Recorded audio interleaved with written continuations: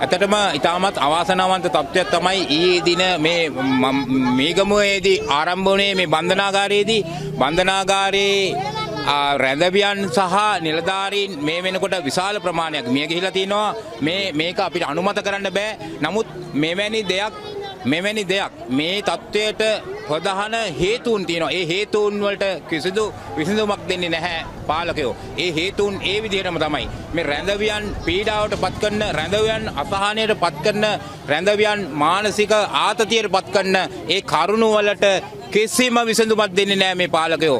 දැනට අවුරුදු ගණනාවක ඉඳන් ඇති කරගත්ත තත්ත්වයක් තමයි දැන් මේ පුපුරා ගිහිල්ලා තියෙන්නේ. හැබැයි අන්තිමට ඒ රැඳවියන් ඝාතනය වුණාට පස්සේ ඒ රැඳවියන් මේ විදිහට කුඩු වලට සම්බන්ධයි, අපරාධ වලට සම්බන්ධයි කියලා විවිධ කතා කියලා ඒවා සාධාරණීකරණය කරන්න හදන පසුබිමක් තමයි බන්ධනාගාර තුල තියෙන්නේ.